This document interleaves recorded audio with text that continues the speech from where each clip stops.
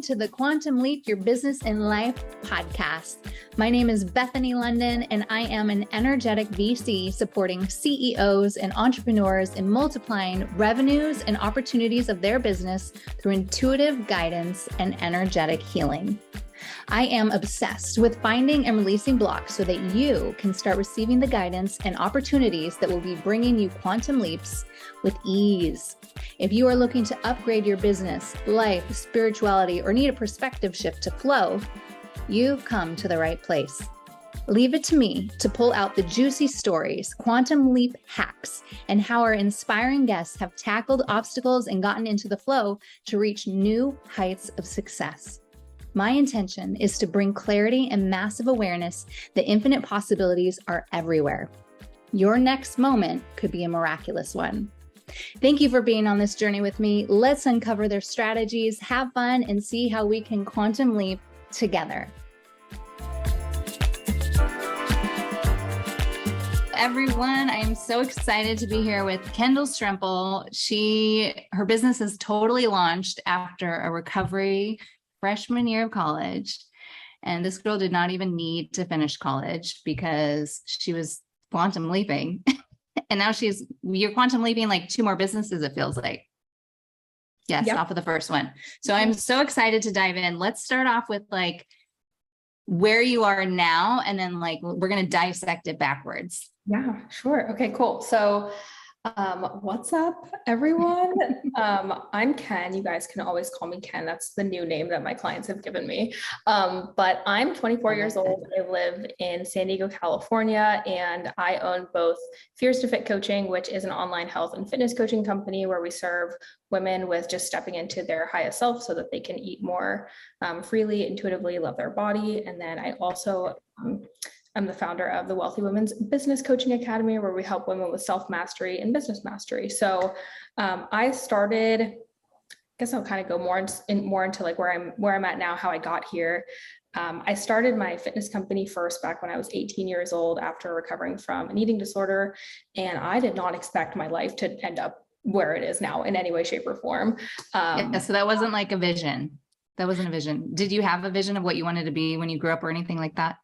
Yeah, it was like the very traditional, like growing up, I was like the straight A student. Like I came home from school and it was like, make sure you get an A+ on everything, make sure you do really well in school. And I was very driven by the validation of getting good grades, especially for my parents, because that was like the one point for them that was like, yes, like you did a good job if you got good grades, And so I always thought I was going to be like a nurse or a doctor or a dietitian, which is what I intended to go to school for. And that definitely was not the case for me, as soon as I was always kind of that weird, like entrepreneurial kid though, like the one who has like the lemonade stands and like tries to clean the house for a few extra bucks. Like that was definitely me growing up. So my parents knew I was destined for something a little different, but definitely never thought I would get to where I'm currently at now with owning 2 businesses and living out in California either. So. Oh, where are you from?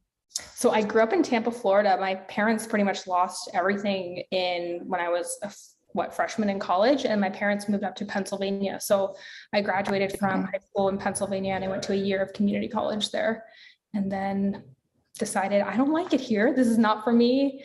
And when I started my business, my freshman year of college, I dropped out and decided I had always wanted to live in California. That was one part of my vision that I knew like I needed to go to California. It was just my place. It was calling me.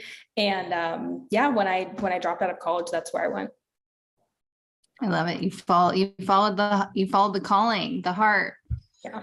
So good. Okay. So eating, let's go there. Eating disorder. It was like, is there like a theme around that? What started that? Yeah, this is such a great question, because when I was like 18, 19 and I had recovered, I always asked myself this question, like, why did I have an eating disorder? Like what perpetuated me having an eating disorder? And it was always so hard for me to answer this question until honestly this last year. I did a lot of hypnotherapy. I've done a lot of work, just like a lot of evolution over the last year, especially in the last 6 months. And when I look back at when I was 15, when I got my diagnosis of my eating disorder, I essentially had, I was diagnosed with anorexia, but I essentially had what's called orthorexia nervosa. They didn't come out with the diagnosis until 2 years after. And then when you read it, like hands down is for sure what I was suffering with. And it really is just like obsessive compulsive disorder towards food. So rather than not eating, I would eat, but there were a lot of rules around when I could eat, what time I could eat, how much, the kind of food I could eat.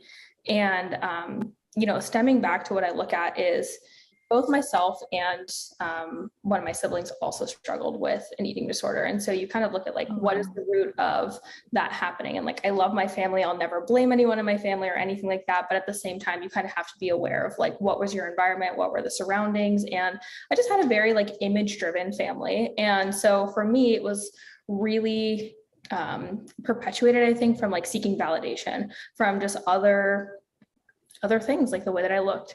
Another big part of it was actually social media too, because I actually had gotten into posting on social when I was really young, when I was like 13 or 14. And I fell into the trap of like looking at a lot of bodybuilders and what they ate. And it was like really clean food. And so I was like, oh, if I want to be strong and get muscles and, look jacked, like I have to eat the foods they eat. But they're also like in bodybuilding competition shows, barely eating anything close to their show date. And I did that for 2 years. So that's why I just kind of perpetuated habits as well. But and you didn't give yourself a break to like breathe, or because there wasn't no competition. And I'm curious if there was like a thing about control in here too. Like that was your way of being able to control something. Absolutely. I think that was a big part for me too. It's like even being an entrepreneur now is I almost can say like I can take that same energy of the hard work and the dedication and the obsession almost. It's like you shuttle that energy into something positive, right? And it's back then, it was a lot of control for me. I didn't want to be told what to do. I would lie about my circumstances to make sure I could get my way. Like there were a lot of crazy things I did back when I was like 15, 16 years old, just to keep myself in that situation, and there was a lot of isolation too. I didn't really want to be like the other kids in my high school, and I knew that, and I didn't want to be around them. And so it was really easy for me to just kind of like lock myself away. And I learned a lot during that time. I will tell you that much. Read a lot, did a lot of studying. Like business, or what do you mean? Learn a lot about what? A lot about fitness and nutrition. As much as like I wasn't eating for myself, the amount of food I needed to be, I knew everything there was to know about what was in different kinds of foods, ingredients, macronutrient breakdowns, micronutrient breakdowns, like all the things that I needed to learn, which is actually what made me want to become a fitness coach, because I didn't want other women to go through what I went through, but I also had accumulated so much knowledge, and I'd worked with coaches after I had recovered too, which I was like, wow, I never want anybody to feel the way that I felt back when I was like 15, 16 years old. And it really was the thing that made me go full throttle into wanting to become a PT and become a fitness coach too. Wow. So what were you in community college for? I'm curious. Yeah. So my parents wouldn't let me go to a university, which was really tough for me because I had tried so hard throughout college. Was this to support you, to make sure you were okay? They wanted me to stay home, and I think it was almost kind of a control factor for them too, which I'm so grateful for, because I probably wouldn't have dropped out if I went to a major university, just because I would have been paying for it and it would have been a lot harder to leave. So everything happens, in the way that it's beautifully, right? Literally so divine. I think back to it all the time. I'm like, I'm so grateful for everything that lined up to get me where I'm at. So many things.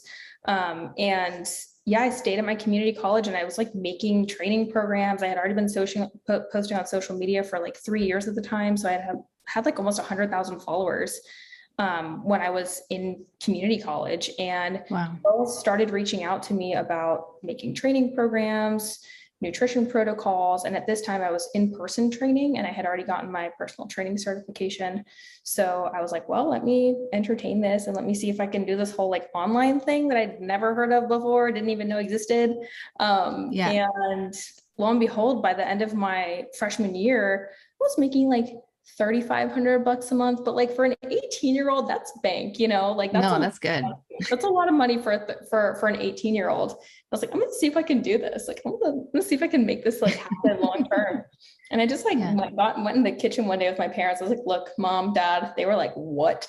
I was like, I'm dropping out of college. Like, you're doing what? And I was like, I'm dropping out of college and I'm moving across the country. Peace out. I literally just moved. I was like, bye. Wait, what did they say? What did they say? You know, what's crazy is like my dad was the one who had gone to college and my mom hadn't. So my mom grew up in England. My mom's like very English woman. Love her. She's so funny. But she looked at me and she's like, there's no way. Like you have to go to school. Like you have to. Because like I'm kind of in that phase in that generation where it was like you were really cool if you went to a top school, you're like really cool, you know, you're able to like make it to a place where people can like, I guess it's more of like a stress thing. There's like a lot of people where they have a lot of stress to go to like a really awesome college. And for me, I just didn't really care. Like it just wasn't something I cared about. And my mom was really on me about it, but my dad was like, you're going to make it work. Like you don't fail. Like you don't fail. And he was like, and when you do fail, like you get right back up and you use it to help you get to where you want to go. And so my dad was on board with it. My mom was like, there's no way, but I didn't care. I was like, I'm going to go anyway. So I left and I went anyway. I'm curious how, like, so you said you got to like 3,500 a month. How, like, did you have a savings built up? Like, did you get to a certain point before you decide to leap? Yeah. So this is the big thing for me. And I hope that like everyone listening, like, please, I made a TikTok about this the other day, like, please take, if there's one thing you take from this podcast, it's this part right here. I worked at McDonald's all of my high school, even though I had an eating disorder. I also personally trained on the side, and I also worked at Chipotle. And then on the weekends, I would throw birthday parties for this sports center, and I would work my butt off to just get tips. And so I saved a bunch of money for what would be considered a lot of money for a high schooler. It was like maybe 7-8 grand, something like that. And I worked my butt off. And 2 days before I decided I was moving, I had packed everything, like everything was on the road. I was like, I'm leaving, like I'm going to leave. I backed into my dad's brand new Buick with my car. And I took it to the shop 2 days before I was supposed to move. My parents knew. They were like finally on board. Like they didn't really support it, but they were like, you're going to go do it anyway. So just leave. Like we can't. I was like, okay. And the total, I had about, I think it was like $7,000 or $8,000. The total was like $6,500 to fix both cars.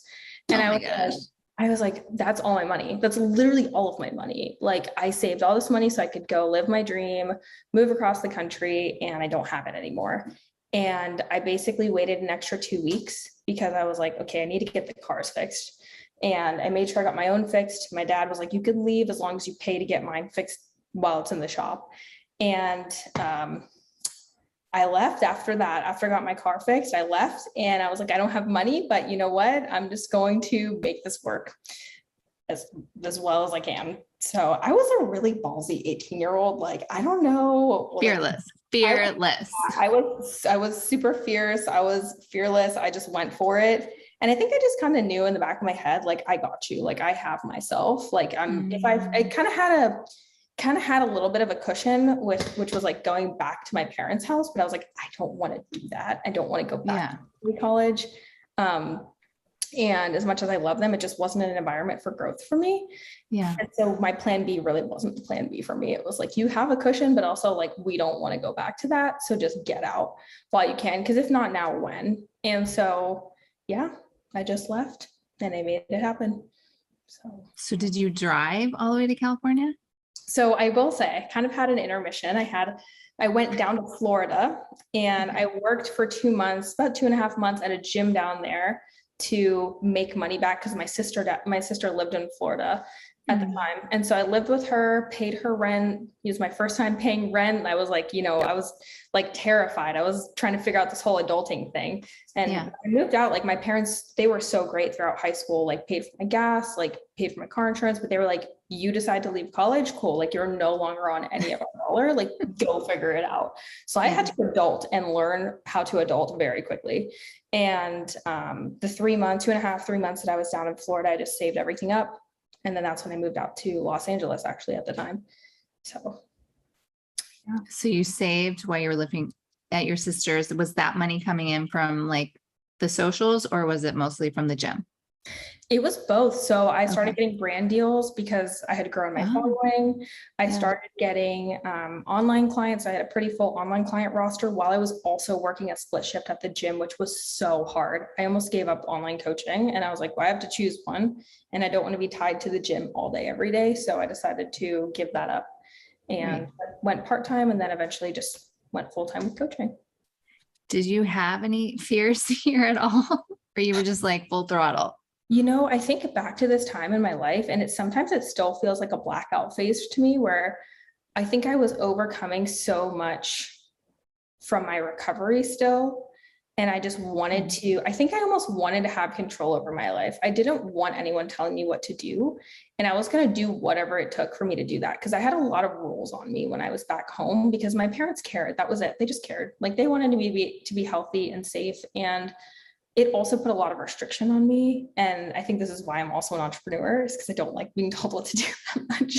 I get it. And I think back to that time and I was definitely afraid.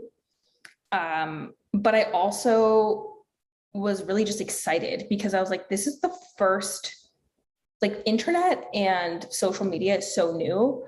This is just the beginning. And I think I knew there was going to be a massive, like just evolution of social media. And the way that people talk to me, like all the mentors I had back then that I never paid for anything. It was just people who owned brands that were like, oh, you're going to crush it. Like I had so much affirmation from brands and from people around me that I was like, I'm going to trust them. Like I'm going to listen to this and I'm going to go do the thing. So Beautiful. Yeah. Because so many people actually have trouble receiving. If someone is acknowledging them, they don't really absorb it. And you were like, I welcome this and I am going to run with it. This is fuel. Yeah. So good. It was so like an egoic era for me too. Like it was feeding my ego so hard back when I was like 18 and I was like, yes, like I'm going to feel like a queen and thank you. So I took it and ran with it for sure. So fast forward, you made it to San Diego. Is that where you went first? So I went to LA, lived there for 4 months over in Park La Brea. And it was in the center of Hollywood. It was not the best experience for me. Like I wasn't 20, I wasn't 21. So I couldn't like go out or do anything. It was really hard for me to meet people. I actually lived there with my partner. I moved there and he lived in LA. So that was like kind of what pulled me out to Wait, where did he show up in this? So I actually met him through social media when I was working at the gym in Florida. And so obviously no longer together. We're not together anymore, but at the time, my partner at the time. And he was like, you should come visit LA. I got a one-way out to LA. That's when I went from Florida out there. And I was like, I guess I got to quit my gym job. And I just moved out. And then I hated LA. And I basically told him, look, like I can't stay here. I'm moving down to San Diego. You can come with me or you can stay here. But like, I'm not giving up my life to like stay. And what you're doing. And like, I feel like a big theme of all of this is people that are quantum leaping they're really led by what feels good. And they honor that like 100%. Yeah. And I'm super grateful at the time. He wanted to move down to San Diego. So we were like, well, let's just make it happen. And perfect. Yeah, it worked out. So you had additional support in that, which is beautiful. Okay. So now, 100,000 followers. You've, I think, tripled that or something. Yeah. I'm like close to almost like 300,000 followers now. And you've like gazillion X the 3,000 a month or 3,500 a month. You have employees, right? You have people that work with you or for you now. Yeah. So and coaches. Yeah. Right? It's crazy. I have 2 teams. We have a marketing division. We have a coaching division. We have a sales division. I'm pretty much pulled out of the fitness coaching business for the most part. I'll be taking like a little bit of a bigger step back after this year as well to just fully go all in on the Wealth Academy and actually bringing in a successor and operating director to just take over, which is really cool. I already have those people, which is also the best part about it because they've been in the business for like 3 years and they're amazing at what they do. So it's been fun leading a team. It's scary, but it's fun. So yeah. Total. So you guys can see she's a total badass, obviously. Okay. So I'm curious, like even just taking on employees or people to work under you, like that's a quantum leap in itself, I feel like, because you're taking on responsibility for other people. Anything you want to share about that? The amount of like identity shifts and like, I feel like even ego deaths where I'm like, I have to quite literally shed a layer of who I am as a human being and an individual, because leadership, or I believe good leadership, is really being heart-centered and having a lot of humility. And I think especially providing a workplace where people feel like they can grow is so key. And so you have to drop a lot of the ego to be like, I'm not the only one building this anymore. Like it's not about me, it's about the clients and helping the clients, but now it's also about almost essentially providing a layer of personal development for the team that you build. Because when you grow as a leader, you create a gap between yourself and the team. And so then you have to try and help the team fill that gap. And so for me, with building out a team, I was really young when I hired my first person. I was 20, and I had no idea what I was doing. And I did not hire properly. I didn't hire effectively. I didn't care about values back then. I didn't know what principles were. And I think as a leader, it's really crucial to look at, what are my values? What are my principles? What is my vision for the company? But also, do you have a cultural vision for the company as well? And I think what's really cool is almost everybody on my team is under the age of 26. So we have. How old are you? I don't even know. I'm 24. So 24, guys, crushing it. And then we have 27 people between the two companies. So wow. pretty big teams. But it's like the most amazing thing is obviously coaching and providing a client with a transformational experience, but giving somebody a paycheck and then also being able to provide livelihood for them and a growth experience for like self-expansion. Seeing that every day, because that's what my main job is as a CEO, is to talk to my team members, is like I've almost like been forced to grow more just to be able to help support my team, which has been really cool. So it's also totally. Yeah. Because it's the reflection of you. Yeah, exactly. Is there anyone that was instrumental besides you, because you're obviously a force to be reckoned with, that supported your growth, would you say? Well, I could like sit here and list off a bajillion people, but I will say, like, just to keep it short, I had multiple mentors. I think the biggest thing for me was I was really resistant to mentorship. It was a very egoic thing for me where I was like, I don't want anyone taking credit for my success. And so the first 3 years of business, I never actually hired a mentor. I was always really resistant. And then every mentor I hired, I was like, I don't really want to get on calls with you. I don't really care to do this. I was really, really resistant. Like, I want to do it my way. Yeah. And I think that's good, right? Because there's like that innovation layer, but there's also that layer of like, well, let's talk to someone who's actually been in the position that you want to be in.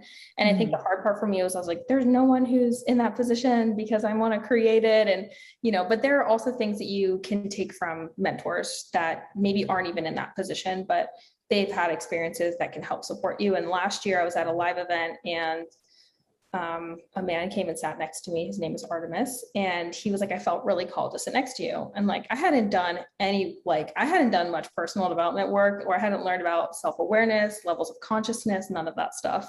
And I was like, this old creepy dude is so weird coming to sit next to you. I was like, yeah, sure. Like, take the seat. Yeah. Okay. And then the whole day I was at like an ads event. So it's about ads, which we only do organic marketing. So I was already kind of resistant, but all day I just sat and listened to him talk to me. And I learned more in like the 5 hours I sat next to this man than I had like in years of doing business. And I ended up going home and hiring him. And we did a lot of like super conscious recoding, a lot of ego work, like self-mastery work. And he was a huge pillar in helping me just develop as a leader and introducing even some of the frameworks that we use inside of our programs now. So he is a huge pillar. And then also I have these two beautiful, amazing women who are my operators on each business. And all day, every day, we just go back and forth, spitting bars at each other about just entrepreneurial development, leadership. And they have just been huge pillars in my own personal development, which I'm so, so grateful for. So yeah, there's so many people I could thank, but my mentors have been incredible. My team's been incredible. Amazing friends. I have wonderful friends too, who are entrepreneurs, which helps a ton. So. Yeah. And I mean, you probably, you kind of end up meeting people at your, like, doing what you're doing. Yeah. Especially through social, it's really easy to meet people. Yeah. So, okay. So it's really easy to, not easy, but if you were to look back, what would you say for somebody else that's listening, who's in business, a business owner, about how to quantum leap? What would your 3 keys to? What's in your tool belt? So the first one, I love this question. Whew, I love this question. The first one for me is go the opposite direction. I think nowadays there's like a lot of this, like, especially with content, right? Because a lot of us as business owners are content creators. We have to almost fit in that to be able to survive and do what we do. I think there's so much like dopamine spike content going out on socials where it's like, let's see how we can follow a trend. And so it's like, why don't we start running the other direction? Like, make yourself polarizing, because I think conformity is so comforting for people. And I think for myself personally, that was the key element that helped me get away from getting stuck in that loop of, going to, which there's nothing wrong with school. What are you doing that's polarizing? I think for me, it's the biggest thing was like leaving college at 18, moving across the country, doing something that's just different, talking about my own personal story. Like, if you bring your own personal story or opinions in on things, it's polarizing. And I think a lot of people are terrified to give their perspective. And your perspective can't be wrong. It's just your perspective at the end of the day. Right. People are either going to like it or not. And yeah. And what's great is like, if someone doesn't like it and then they project back onto you, it's like, oh, let's dig into that. Like, it's a great opportunity, So I think that's the really cool part about not conforming, is sometimes you do ruffle people's feathers a little bit, but I don't mind it at all. Maybe I'm like, you need to be ruffled. it's entertaining. You need to be ruffled a little bit, like, someone's got to do it or they're just going to stay the same. So I think that's like the number one thing I will say is, if you really want to take that quantum leap, like, do that. The second is, I think, really just like the self-mastery piece. If people can work to elevate their level of consciousness and start to just become more aware of not just your own behavior, but other people's behaviors, understanding to be a good listener, not just listening to people to be able to respond or react. It's actually trying to understand that person. I think in business nowadays, emotional intelligence is like a key pillar in anything you do, and just elevating your level of consciousness. Because until I started to understand the world and started to understand that everyone is entitled to their own reality, I had a lot of ego towards a lot of things that wasn't necessarily the best, because sometimes it's good for you to have that and protect yourself. But for me, it was holding me back so much because I was super resistant. And so if you can work on just start asking yourself the questions, that's something I wish I would have done a lot earlier. Is there like a specific question that you would throw out there? Yeah, I think this is the number one question that I asked myself starting probably beginning of 2021, is like, if I were to do exactly the thing that I wanted to do today, regardless of anyone's opinion, what would it be? So if I wanted to do more of what I love today, what would it be? So if you can shed back that layer of judgment and fear of what other people think, like, what would you be doing? Would you quit your 9 to 5? Like, would you get on social media and talk differently about different things? Or are you just doing the same thing over and over because you feel like you need to do it? And I think a lot of people get stuck in that loop with, I love that. So love it.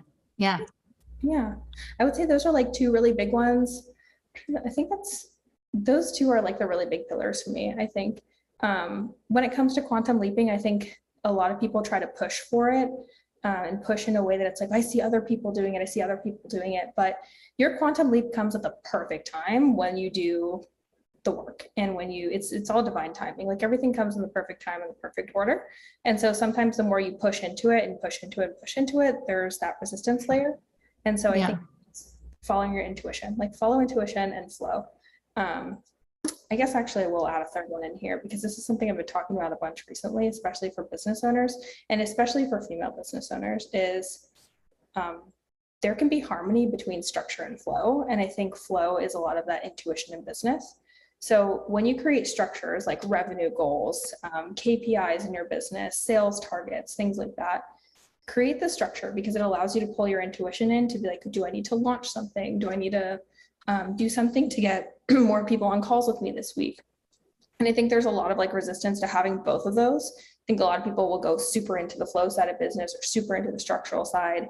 And so if you want to take the quantum leap, I think a big part is like reverse engineer the goals that you have, so you know how to get there and what's necessary, but also be able to pull your intuition in to be like, this is what I love to do. This is how I like to post. This is what feels good for me. And I think for me recently, once I learned to not be so hyper masculine in business, I started to do a lot better, and my clients started to do better, and I started to love the content I was putting out, which made it a lot easier for growth too. Yeah. I always use also like the framework of the river, because people are like, I don't want boundaries, or I don't want a system. I want to be in the flow. And I'm like, yeah, me too. But like by putting up the walls of the river, it's able to flow. So good. That's such a good analogy. Yeah. Into the ocean. Exactly. There you go. Yeah. So, well, why don't you share really quickly about, the opportunities that you have available and where people can find you? yeah, sure thing. So if you guys want to find me, over on my main page on Instagram is primarily where I post most of everything. It's just Kendall Strampel, my full name. So KendallStrampel. If you guys are looking to just expand in terms of self-mastery, business mastery, follow our business coaching page. It's www.biz Academy, BIZ, just for those of you out there who might be looking for it.